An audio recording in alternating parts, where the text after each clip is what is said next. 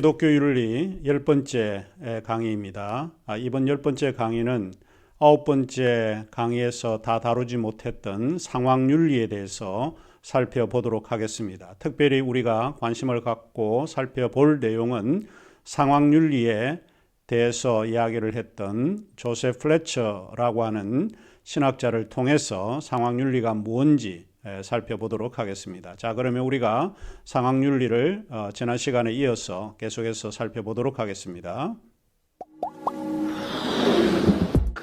야고보서 2장 14절에서 20절에 보면 우리의 신앙이라든지 우리의 윤리 결단이 실천에 근거되어 있다라고 하는 것을 암시적으로 배울 수 있는데 2장 14절에서 20절 야고보서에 보면 내 형제들아 만일 사람이 믿음이 있노라 하고 행함이 없으면 무슨 유익이 있으리요? 그 믿음이 능히 자기를 구원하겠느냐? 만일 형제나 자매가 헐벗고 일용할 양식이 없는데 너희 중에 누구든지 그에게 이르되 평안히 가라, 덥게 하라, 배부르게 하라 하며 그 몸에 쓸 것을 주지 아니하면 무슨 유익이 있으리요? 이와 같이 행함이 없는 믿음은 그 자체가 죽은 것이라. 어떤 사람은 말하기를 너는 믿음이 있고 나는 행함이 있으니 행함이 없는 네 믿음을 내게 보이라. 나는 행함으로 내 믿음을 내게 보이라 하리라. 네가 하나님은 한 분인 줄 아느냐? 잘하는 데다 귀신도 믿고 떠노니라. 아, 허탄한 사람아, 행함이 없는 믿음이 헛것인 줄을 알지 못하느냐? 사실 많은 사람들이 내가 믿음이 있다 이렇게 이야기를 하고 자랑을 합니다. 신앙이라고 하는 게 도대체 뭔가? 새벽 제단을 잘 쌓는 거, 매주일 교회 가는 거, 이게 과연 신앙일까? 그런데 그런 신앙이 있다라고 해도 사실 우리 주변에 우리의 형제가 헐벗고 먹을 게 없고 이런데 평안히 가라, 덥게 가라, 배부르게 가라 이렇게 말만 한다라고 하면 그게 야고보서는 우리에게 유익이 없다 이렇게 가르칩니다. 그런데 행함이 없는 그 믿음은 그 자체가 죽은 거다 이렇게 이야기를 하죠. 어떤 사람은 믿음이 있고 나는 행함이 있으니 행함이 있는 네 믿음을 내게 보이라 이렇게 요구하는 것도 있다는 겁니다. 사실 하나님이 한 분인 걸 압니다. 인식적으로 다 압니다. 모르는 사람이 없습니다. 그러나 그거 중요한 게 아니다는 거예요. 보이지 않는 귀신들도 그거 믿고 알고 있다는 겁니다. 그러나 야고보는 우리에게 이야기하기를 행함이 없는 그 믿음은 알고 있는 그 믿음, 그죠? 인식적으로만 알고 있는 그 믿음은 성경 공부만 많이 하는 그런 믿음은 헛것이다. 이렇게 가르치고 있습니다. 자, 그리고 상황윤리는 양심을 윤리적 행동의 속성으로 이해를 합니다. 자, 이 문제가 이제 이것인데, 양심이 뭐냐 하는 것입니다.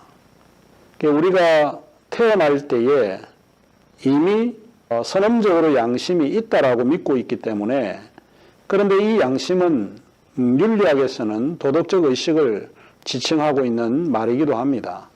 그 상황윤리는 어떤 판단을 하게 될 때 사실 그 사회 속에서 규정하고 있는 법이라든지 제도라든지 관습에 따르는 것보다는 그 양심의 소리를 듣고 윤리적 행동으로 옮겨야 된다라고 하는 것을 우리에게 가르쳐 주고 있습니다.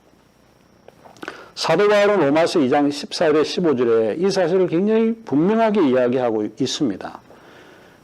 율법 없는 이방인이 사실은 이방인들은 율법을 알 필요도 없고 지켜야 될 이유도 없습니다. 그런데 율법 없는 이방인이 본성으로 율법의 일을 행할 때는 이 사람은 율법이 없어도 자기가 자기에게 율법이 된다는 거예요.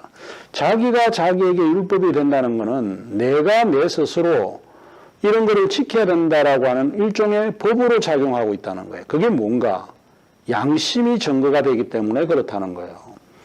어느 누구도 우리에게 무엇이 옳고 그러다라고 하는 것을 가르쳐 준 적이 없습니다. 그럼에도 불구하고 지나가는 사람이 공경에 처했거나 위험에 처해 있을 때 도와주려고 하고 조금 뭔가 그 위태로움을 면하게 하려고 내 몸을 던지기도 하는 경우가 있습니다.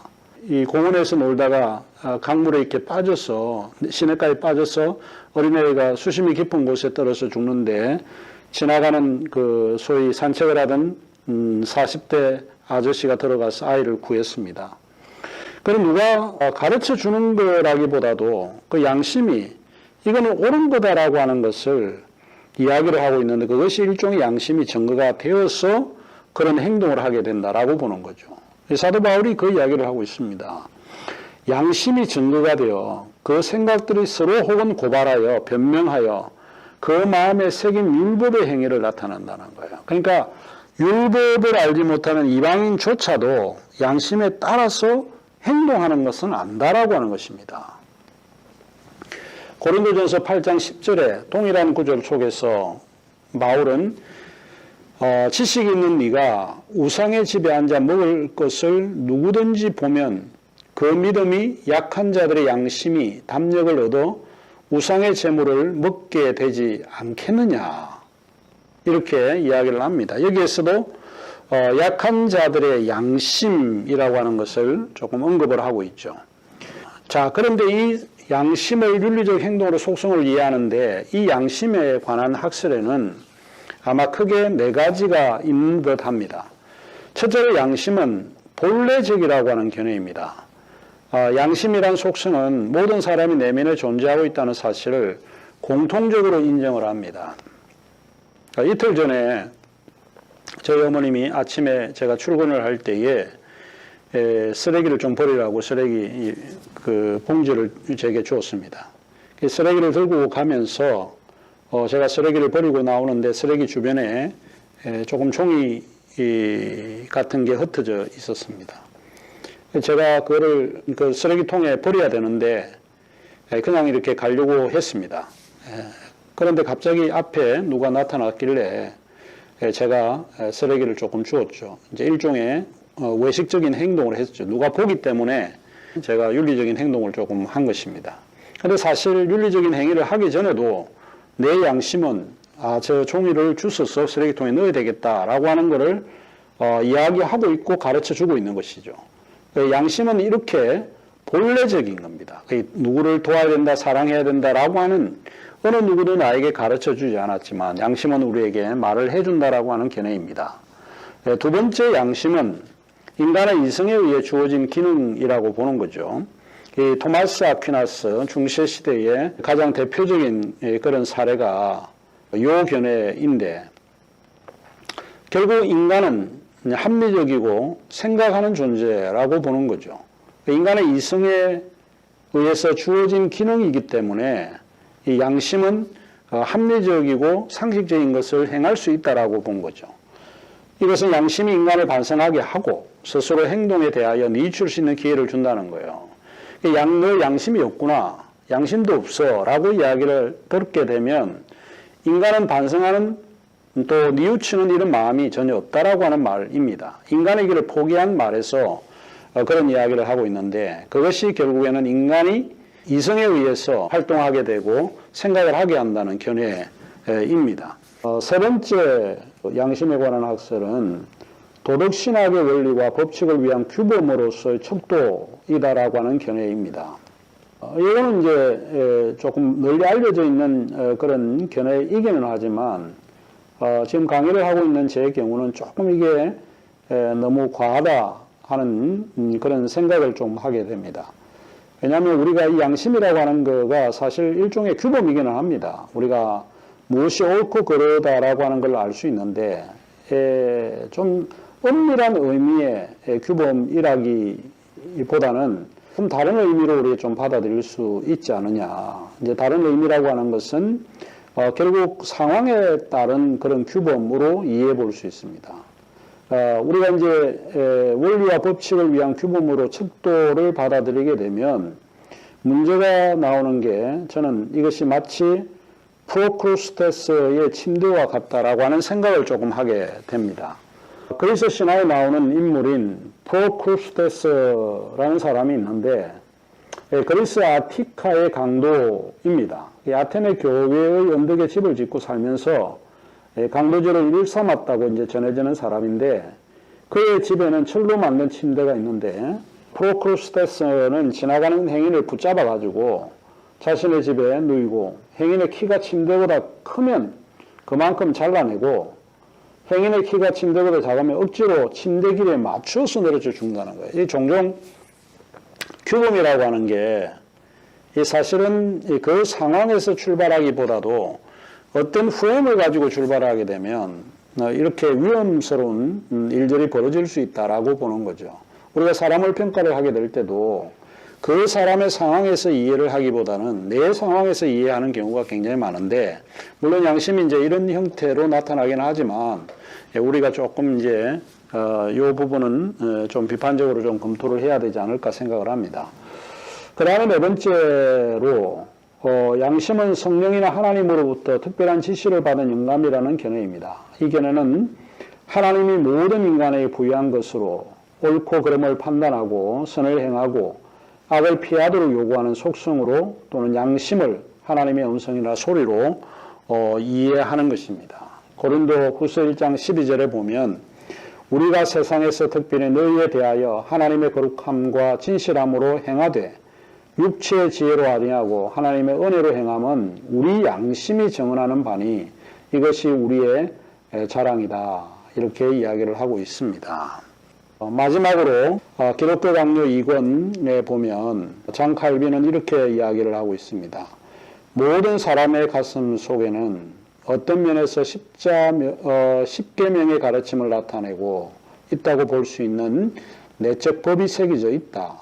그리고 이 법의 표현에 대한 내적 감시자가 바로 양심이다. 또한 양심은 우리를 도덕적 잠, 즉 도덕적으로 무감각한 상태로부터 일깨워준다. 그렇죠.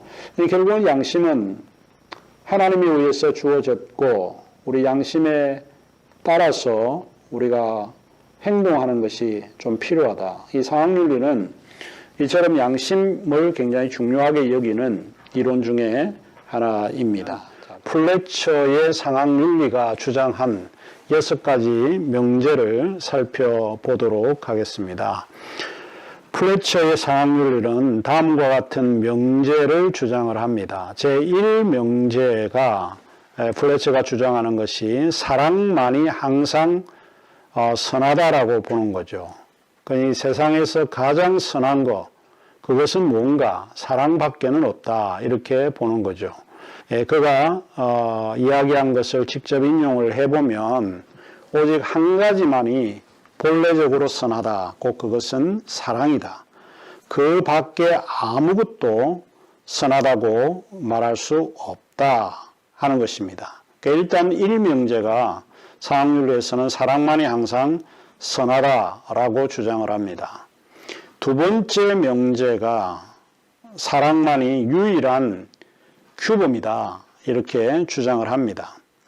우리가 어떤 결정을 하게 될 때 그 결정을 하게 되는 근거가 굉장히 중요한데 이 근거가 일종의 규범으로 작동하고 있습니다. 그래서 이 유일한 규범으로서 작동하는 게 뭔가 상황윤리는 그것은 사랑이다 이렇게 주장을 합니다.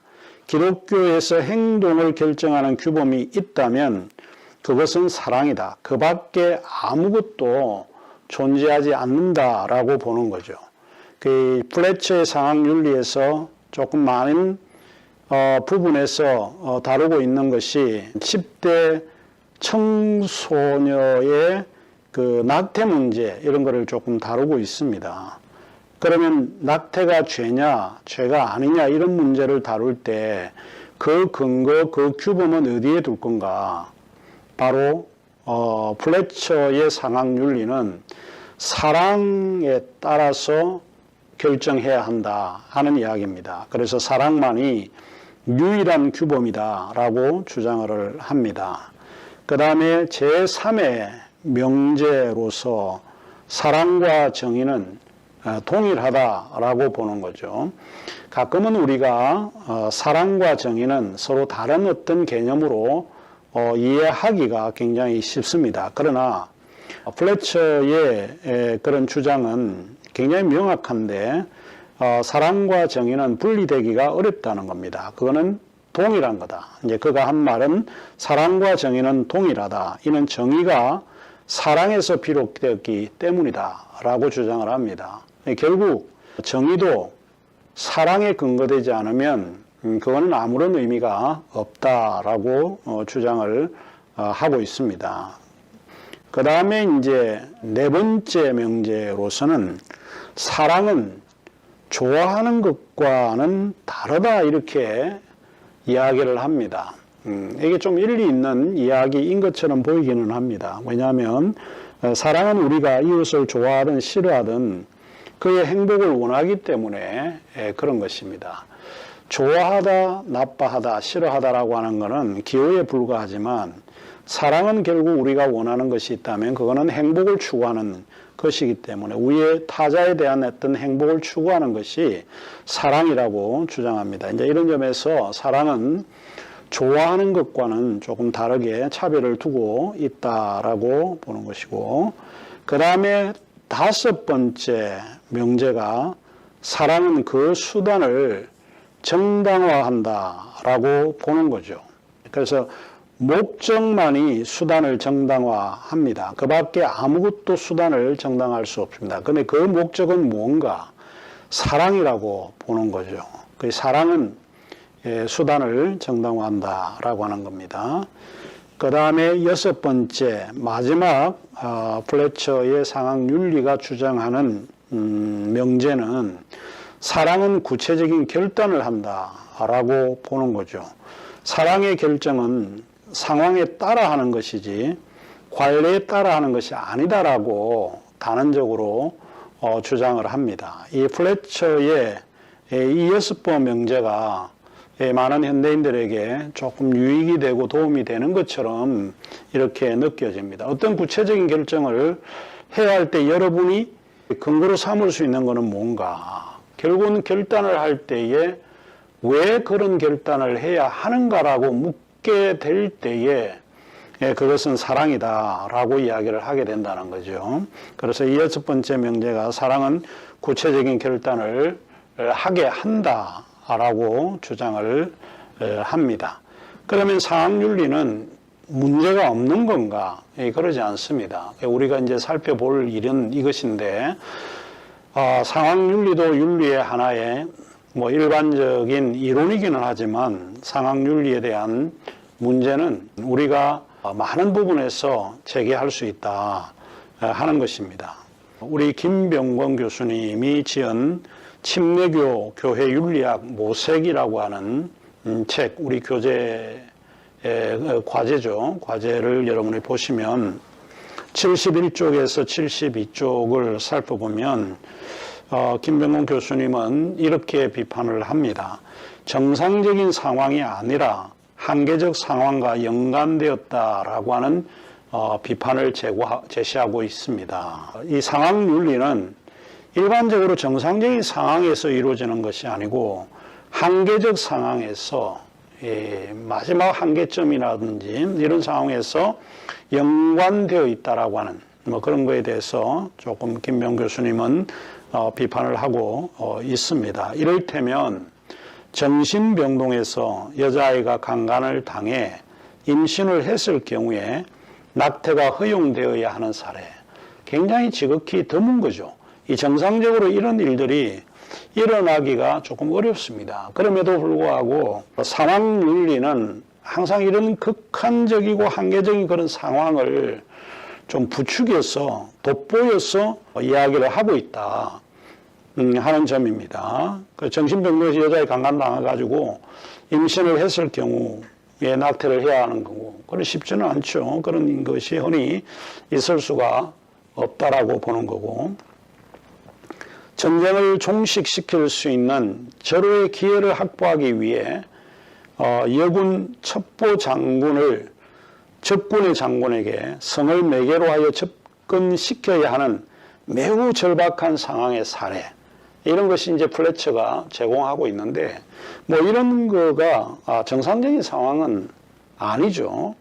일반적인 상황에서 일어나는 그런 결정을 하는 것이 아니라 한계적 상황에서 무언가를 결정하는 거를 정상적인 것처럼 플래처가 이야기를 하고 있다는 거예요. 이런 비판은 굉장히 아주 조금 받아들여야 되는 그런 입장이 아닌가, 뭐 이런 생각을 조금 들고, 또 이주민들이 미국 서부로 이동할 때 인디언들에게 몰살당할 위기에 처한 상황에서 울고 있는 갓난 아기를 목 졸라 죽인 엄마의 사례를 들고 있는데, 이런 경우도 정상적인 상황이 아니에요. 그런 상황 속에서 소위 상황 윤리를 전개하고 있기 때문에 좀 흔히 일어나지 않는, 일반적으로 받아들일 수 있는 그런 이슈들은 아니다, 이렇게 봅니다. 그래서 이 상황 윤리는 김병곤 교수님이 말씀하신 것처럼 상당히 정상적인 상황이 아니고 환경적인 상황에서 이제 연관되어 있다라고 볼 때 굉장히 일리 있는 비판이라고 볼 수 있습니다. 기억을 해야 되는 것이 하나 있는데, 상황 윤리는 상황적으로 결단하는 방법이지 결코 어떤 체계를 세우는 방법이 아니다. 사실은 상황 윤리가 우리에게 어떤 면에서 도움이 된다라고 할 때 저는 그가 주장했던 이 말이 상당히 제 마음에 와닿는 부분이기도 합니다. 상황 윤리는 우리가 항상 기존적으로 해왔던 것이 아닌 그런 상황에 맞닥뜨려들 때가 굉장히 많이 있어요. 이제 그럴 때는 어떻게 결단을 해야 되는지 하는 거가 굉장히 중요한 요소입니다. 그러나 이 상황 윤리는 전제가 되어 있는 것이 무엇인가 하면 체계를 세우는 윤리의 이론 방법이 사실은 아닙니다. 우리가 상황 윤리가 일종의 윤리의 한 방법으로 이야기를 하고는 있지만 이게 체계를 세우려고 하는 그런 류의 방법이 아니다라고 하는 이야기입니다. 뭐 예를 들면은 안중근 의사가 이토 히로부미를 죽인 일, 뭐 이거 사람을 죽이는 일은 어쨌든 정언 명령이나 임마누엘 칸트가 이야기했던 이런 명령에서 옳지 않은 이야기입니다. 전쟁터에서 적군을 죽이는 일, 의사가 환자에게 거짓말을 하는 일, 강간에 의한 원치 않은 임신을 한 경우에 낙태시키는 문제, 이런 거는 이제 어떤 상황 속에서 우리가 결단을 해야 되는 그런 것이지, 이 상황 윤리가 하나의 체계를 만드는 방법은 아니다라고 하는 것을 우리가 이런 이제 상황 속에서 알 수 있고 또 비판을 할 수 있지 않을까 생각을 합니다.